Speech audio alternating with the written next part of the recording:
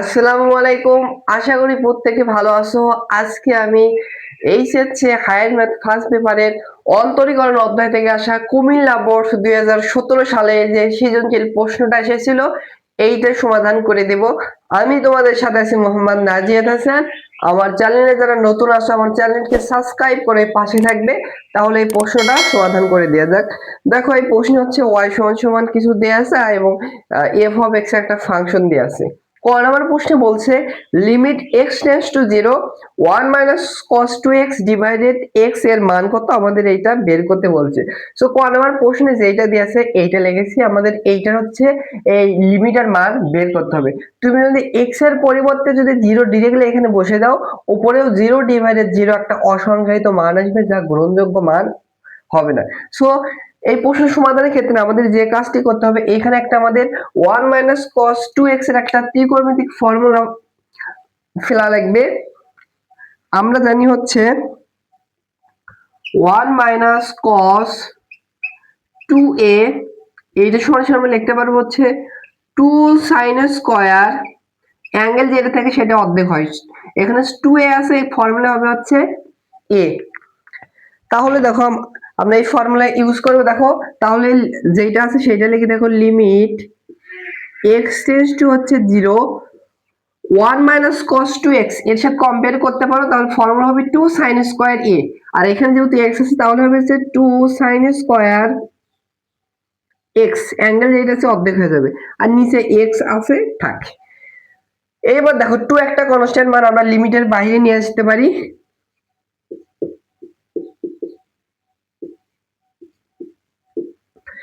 এইবার দেখো আমাদের আরেকটা এখানে সাইনের একটা ফর্মুলা পড়বে, লিমিট x টেন্ডস টু 0 যদি সাইন এরকম থাকে এই ফর্মুলা পড়বে ধরো লিমিট x টেন্ডস টু হচ্ছে 0, যদি ধরো সাইনের ভিতর যেইটা আছে ধরো সাইনের ভিতর আছে ধরো x, নিচে কোনোভাবে যদি x দ্বারা ভাগ করতে পারি তাহলে কিন্তু এই পুরোটুকুর মান কিন্তু আমরা হচ্ছে 1 লিখতে পারবো। বুঝছো?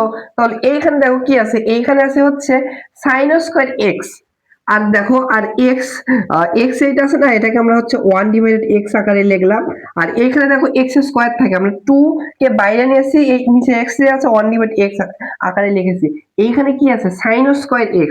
আমরা দেখো আমরা যদি সাইন ধরো সাইন স্কয়ার থিটা থাকে, এইটাকে আমরা কিন্তু সুবিধার্থে এভাবে লিখতে পারবো সাইন থিটা, এরপর আমরা এই পুরোটুকুর পর হচ্ছে স্কয়ার দিতে পারবো।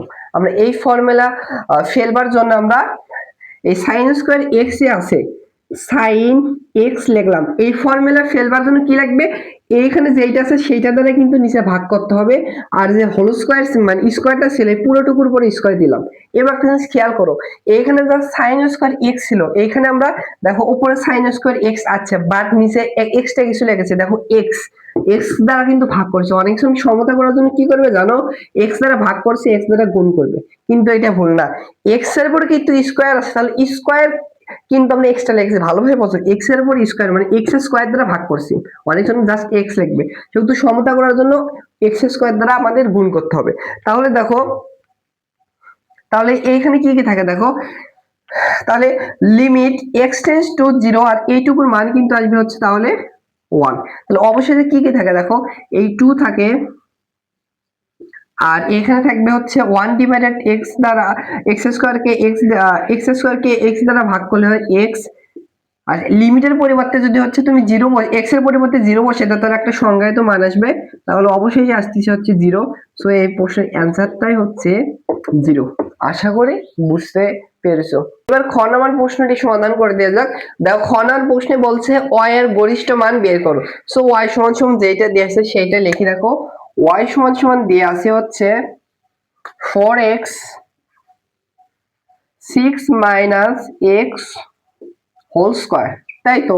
এটাকে আমরা একটু সরলীকরণ করে নিই। দেখো এখানে কিন্তু a minus b whole square formula পড়বে, তাহলে দেখো হচ্ছে 4x, এটাকে বিজোড় ধরো তাহলে হবে হচ্ছে square minus 2 into a into হবে b প্লাস হচ্ছে b স্কয়ার।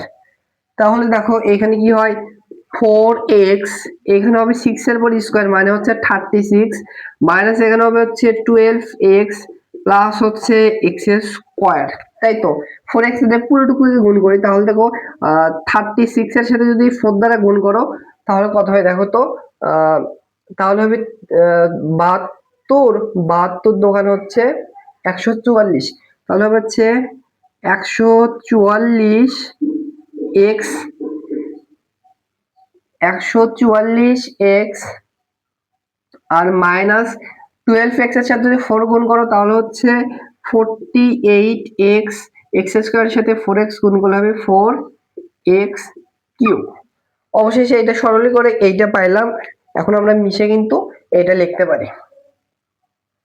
একটু সাজিয়ে লিখলাম, বড় পাওয়ারকে একটু আগে লিখলাম, 4x কিউব কে আগে লিখলাম, এরপর লিখবো হচ্ছে সরি এখানে x স্কয়ার হবে, 12x এর সাথে এটা গুণ করলে 4x গুণ x স্কয়ার হবে, তারপর মাইনাস 48x স্কয়ার লিখলাম, এরপর হচ্ছে প্লাস 144x লিখলাম। এবার আমরা দেখো এটাকে আমাদের কি করতে হবে, এইটার আমাদের কিন্তু লঘুমান এবং গুণমান বের করতে হবে। গুণমান বের করতে পারেন, গরিষ্ঠ মান, জাস্ট সরি লঘুমান বের করতে পারেন, জাস্ট গরিষ্ঠ মানে গুণমান বের করতে বলছে।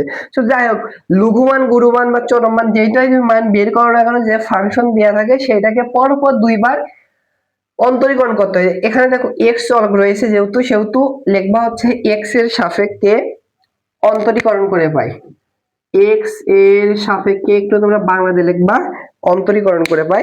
তাহলে দেখো ডি ডিভাইডেড ডি এক্স এর সাপেক্ষে ওয়াই কে অন্তরীকরণ করতে হবে, আর এইটাকেও এক্স এর সাপেক্ষে অন্তরীকরণ করতে হবে, ডি ডিভাইডেড ডি এক্স।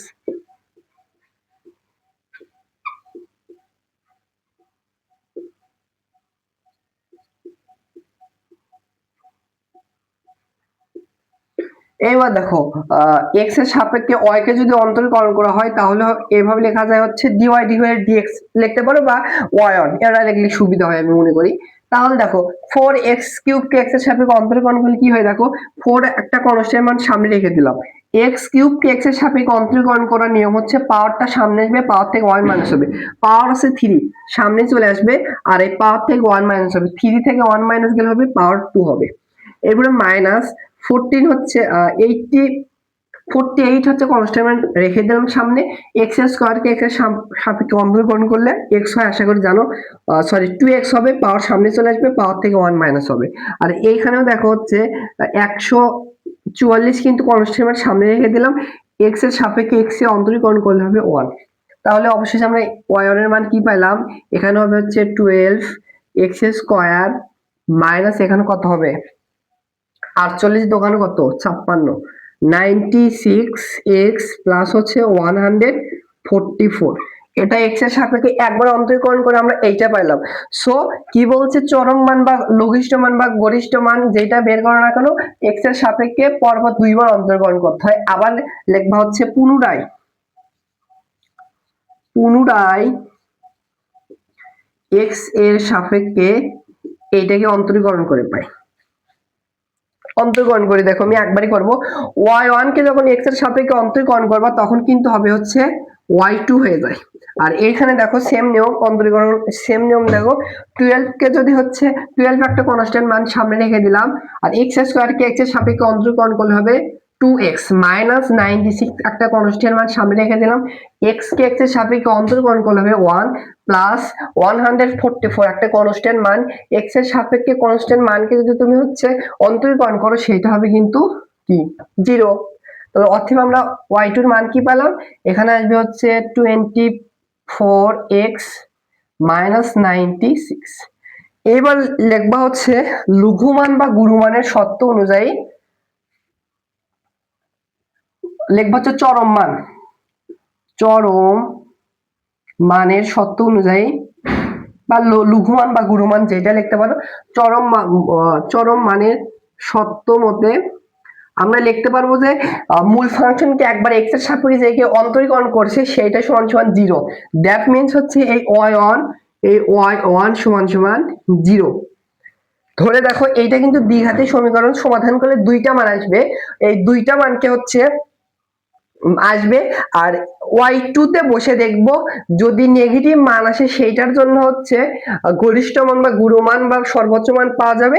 আর যদি হচ্ছে পজিটিভ মান আসে মানে 0 থেকে বড় আসে তাহলে কিন্তু লঘু মান বা ছোট মান বা হচ্ছে লঘিষ্ঠ মান পাওয়া যাবে। তাহলে y2 সমান সমান 0 ধরে দেখো কি হয়। বা দেখো সরি y1 এর মান পাইছে হচ্ছে 12x square minus 96x plus হচ্ছে 144 সপ্তমতে ইকুয়াল হচ্ছে 0।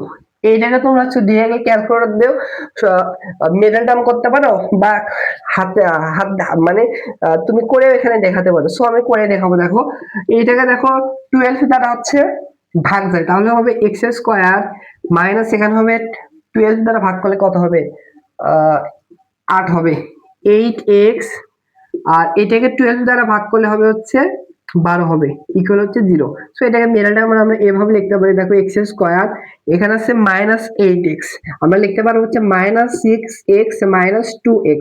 মিডল টার্ম নিয়ম হচ্ছে এটাকে এমন ভাবে ভেঙে লিখবে যেন গুণ গুণ দুইটা করে এইটার এটা গুণফলের সমান হয়। তাহলে দেখো এইটার এটা যদি ক্যালকুলেশন করে -8x হয় এটার সাথে এটা গুণ করলে দেখো এই দুইটা গুণফলের সমান হয় 12x স্কয়ার হবে প্লাস হচ্ছে 12 ইকুয়াল হচ্ছে 0।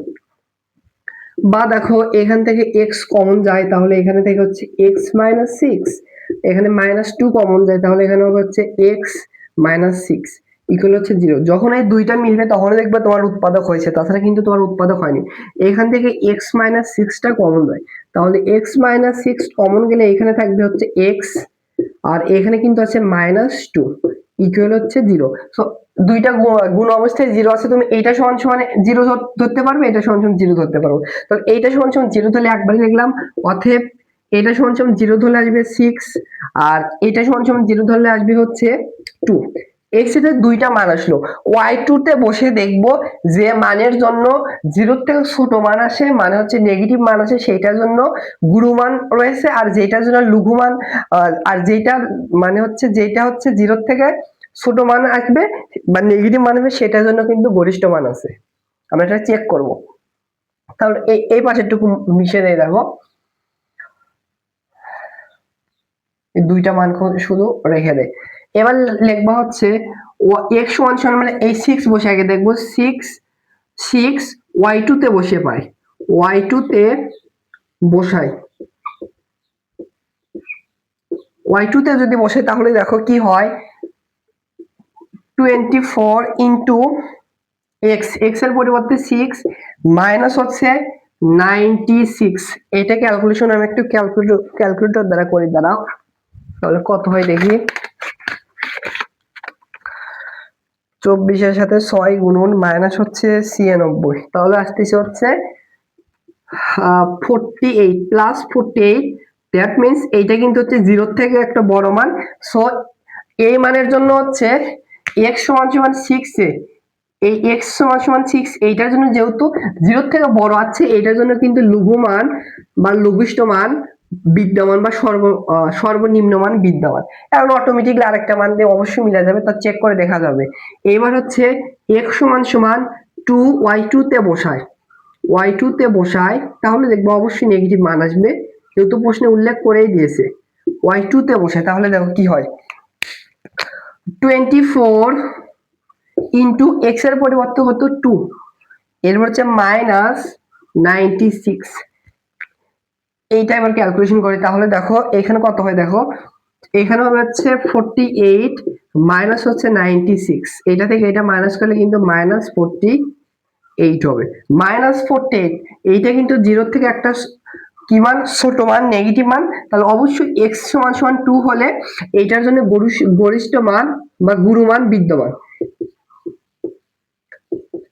এইটার জন্য গুরুমান বিদ্যমান। সো লঘুমান বা গুরুমান কোন ফাংশনে বসিয়ে পাবো মেন যে ফাংশন আছে এইখানে বসাতে হয়। এবার আমি এগুলো একটু মিশিয়ে দেই। এবার লিখবে হচ্ছে অতএব গরিষ্ঠ মান যেহেতু বের করতে বলছে মানে গুরুমান বা সর্বোচ্চ মান বের করতে বলছে অতএব গুরুমান অতএব নির্ণয় গুরুমান নির্ণিত গুরুমান সরি গরিষ্ঠ মান আমি শুধু গুরুমান বলতেছি গরিষ্ঠ মান মেন ফাংশনে বসাও x সমান সমান কত x সমান সমান এই 2 বসালে পাবো তাহলে এই মেন ফাংশনে বসিয়ে পাই তাহলে দেখো 4 ইন্টু এক্স এর পরিবর্তে হচ্ছে 2, এরপর হবে কিউব, মাইনাস হচ্ছে 48 ইন্টু এক্স এর পরিবর্তে 2, এরপর হচ্ছে কিউব, প্লাস হচ্ছে 144 ইন্টু এক্স এর পরিবর্তে 2। এটা ডিরেক্টলি ক্যালকুলেটর সলভ করবে। দেখো 4 ইন্টু এখানে হবে হচ্ছে 8, মাইনাস এখানে হবে কত, এখানে কি ভুল করছে নাকি, এক্স স্কোয়ার হবে, দেখো 4 হবে, প্লাস হচ্ছে 144 এর সাথে 2 গুণ আছে, এটা একবারে ক্যালকুলেটর দ্বারা সলভ করব। এখানে হবে হচ্ছে 4 32 মাইনাস 48 গুণন হচ্ছে 4, 192 প্লাস হচ্ছে 144 এর সাথে 2 গুণ, তাহলে হচ্ছে 288। তাহলে এখানে ক্যালকুলেশন যদি করে মাইনাস 192 প্লাস হচ্ছে 32, তাহলে আসতেছে হচ্ছে 128, 128। এইটাই হচ্ছে গরিষ্ঠ মান এই প্রশ্নের অ্যান্সার। আশা করি বুঝতে পেরেছো। যদি লঘুমান বের করতে বলতো তখন 6 যদি মেইন ফাংশনে বসাইতো তাহলে লঘুমান আসতো। আশা করি এইটা তোমাদের বোঝার কথা। এবার গ নাম্বার প্রশ্নটি সমাধান করে দেওয়া যাক। দেখো গ নাম্বার প্রশ্নে বলছে প্রমাণ করো 1 plus x square x double prime of x plus 2x minus 1 x prime of x equal হচ্ছে 0। সো দেখো এই প্রমাণটা আমাদের হচ্ছে এফ অফ এক্স একটা ফাংশন দিয়ে আছে, এইখান থেকে করতে হবে। সো দেখো এফ অফ এক্স এর যে ফাংশন দিয়ে আছে এইটা লিখেছি। প্রমাণের দিকে খেয়াল করো, এখানে F F prime of X একটা ফাংশন দিয়ে আছে, F double prime of X আছে। That means F of X কে যদি এক্স এর সাপেক্ষে যদি ডি ডিভাইডেড ডিএক্স মানে হচ্ছে এক্স এর সাপেক্ষে যদি তুমি এফ অফ এক্স এর ফাংশনকে একবার অন্তরীকরণ করো তাহলে হবে এ প্রাইম অফ এক্স। আবার যদি তুমি হচ্ছে এক্স এর সাপেক্ষে এ প্রাইম অফ এক্স কে যদি অন্তরীকরণ করো আবার, তাহলে হবে হচ্ছে F double prime of x. তার মানে বোঝা গেছে আমাদের যেটা দেয়া আছে এটাকে আমাদের দুইবার অন্তরীকরণ করতে হবে। তাহলে লেখা হচ্ছে, যেহেতু এখানে এক্স চলক আছে, লিখবা হচ্ছে এক্স এর সাপেক্ষে অন্তরীকরণ করে পাই, তোমরা কিন্তু পুরোটাই লিখবে।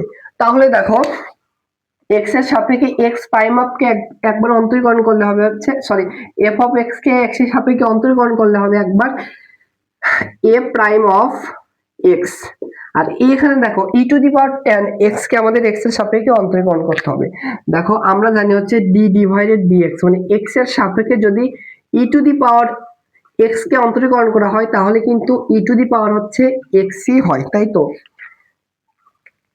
এবার দেখো এখানে কিন্তু E to the power x directly নাই, tan ইনভার্স x আছে। আমাদের হচ্ছে এই ফর্মুলা ফেলবার জন্য উপরে যেটা আছে ওইটাকে মনে মনে x ধরবো। তাহলে tan ইনভার্স x কে মনে মনে x ধরবো, মানে ই টু দি পাওয়ার x কে অন্তরীকরণ করলে এইটা হবে। ই টু দি পাওয়ার x মানে কি, আমরা মনে মনে যেটা ধরছি tan ইনভার্স x। যাকে মনে মনে x ধরা হয় তাকে আবার x এর সাপেক্ষে অন্তরীকরণ করতে হয়। কাকে ধরছিলাম, tan ইনভার্স x। এই tan ইনভার্স x কেও কিন্তু x এর সাপেক্ষে অন্তরীকরণ করে এর সাথে গুণ করতে হবে। tan ইনভার্স x কে x এর সাপেক্ষে অন্তরীকরণ করলে হয় 1 ডিভাইডেড 1 প্লাস হচ্ছে x স্কয়ার। তাহলে দেখো হচ্ছে tan ইনভার্স x কে x এর সাপেক্ষে অন্তরীকরণ করে এসে গুণ করতে হবে 1 ডিভাইডেড 1 প্লাস x স্কয়ার। আর এইটাকে আমাদের এক নম্বর সমীকরণ দিতে হবে, কেন, কারণ এখানে রিপ্লেস করা যাবে। এইবার দেখো একটা জিনিস খেয়াল করো, a প্রাইম অফ এক্স একবার আমরা বের হয়েছে, x double prime of x আমাদের বের করতে হবে, আরেকবার অন্তরীকরণ করবো। তাহলে একটা কাজ করে নিতে পারি, দেখো আমরা একটা আড়াআড়ি গুণ করে দেবো, 1 প্লাস এক্স স্কোয়ারের সাথে এটা গুণ যদি করি তাহলে হচ্ছে এ প্রাইম অফ এক্স, এর সাথে গুণ হবে হচ্ছে 1 প্লাস এক্স স্কোয়ার। আর তাহলে এখানে কি থাকে, tan ইনভার্স এক্স, এক নম্বর সমীকরণকে tan ইনভার্স এক্স আমরা লিখতে পারবো হচ্ছে এফ অফ এক্স। এবার আমরা আবার এক্স এর সাপেক্ষে অন্তরীকরণ করব, আবার লিখবা পুনরায় এক্স এর সাপেক্ষে অন্তরীকরণ করে পাই।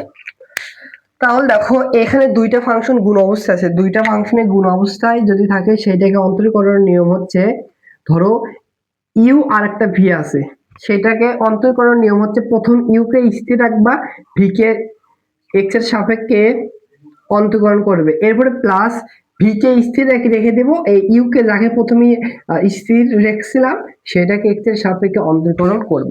তাহলে দেখো আমরা এইটাকে ধরবো হচ্ছে ইউ আর এইটাকে ধরবো হচ্ছে ভি। তাহলে এই ইউ কে প্রথমে স্থির রেখে দেব, এ প্রাইম অফ এক্স কে স্থির রেখে দেব, আর 1 প্লাস এক্স স্কোয়ার কে এক্স এর সাপেক্ষে অন্তরীকরণ করব। 1 কে এক্স এর সাপেক্ষে অন্তরীকরণ করলে 0 প্লাস এক্স স্কোয়ার কে এক্স এর সাপেক্ষে অন্তরীকরণ করলে কিন্তু 2x হবে। এরপর হচ্ছে প্লাস ভি কে স্থির রেখে দেব, ভি কোনটাকে ধরছিলাম এইটাকে, 1 প্লাস এক্স স্কোয়ার কে এবার হচ্ছে স্থির রেখে দেব। এবার হচ্ছে ইউ কে অন্তরীকরণ করব, এ প্রাইম অফ এক্স কে যদি এক্স এর সাপেক্ষে অন্তরীকরণ করি তাহলে হবে হচ্ছে F prime F double prime of X. এইটুকুর কাজ শেষ। এবার দেখো এই পাশে কিন্তু এক্স এর সাপেক্ষে অন্তরীকরণ করতে হবে, তাহলে এফ অফ এক্স কে এক্স এর সাপেক্ষে অন্তরীকরণ করলে হবে এফ প্রাইম অফ এক্স। এটাকে বাম পাশে নিয়ে আসলে কিন্তু মাইনাস হবে, ইকুয়াল হবে হচ্ছে 0। এবার দেখো আমরা প্রমাণের মতো একটু সাধারণ প্রমাণে প্রথমে কি আছে, 1 plus x square double prime of x. তাহলে এইটাকে একটু প্রথমে লিখবো, অতএব দেখো প্রমাণ চলে আসবে 1 plus x square 1 plus x square এর সাথে হচ্ছে ডাবল প্রাইম অফ এক্স আছে। এরপর দেখো আছে হচ্ছে 2x minus A prime of x. তাহলে দেখো এইখানে আমাদের দেখো দুইটা এ প্রাইম অফ এক্স আছে, এখানেও আছে এখানেও আছে, আর জিরোর সাথে এটা যোগ করলে 2x হবে। তাহলে আমরা যদি কমন নেই তাহলে কিন্তু এখানে থাকবে হচ্ছে প্লাস, এইখান থেকে এ প্রাইম অফ আর এখান থেকে এ প্রাইম অফ এক্স যদি কমন নেই তাহলে এইখানে থাকবে একটু সাজিয়ে লিখলাম 2x, আর এইখানে থাকবে -1, আর যেহেতু প্রমাণে এই পাশে আছে তাহলে এ প্রাইম অফ এক্স এখানে কমন নিলাম। তাহলে আর কি থাকে, আর কি কিছু থাকে, আর কিছু থাকে না, অবশেষে 0 থাকে। সো দেখো এইটাই কিন্তু আমাদের দেখো এইটাই কিন্তু আমাদের গ নম্বর প্রশ্নে প্রমাণ করে দেখাতে বলছে, সেহেতু লিখবে হচ্ছে প্রমাণিত, প্রুফ। সো আশা করি বুঝতে পেরেছো।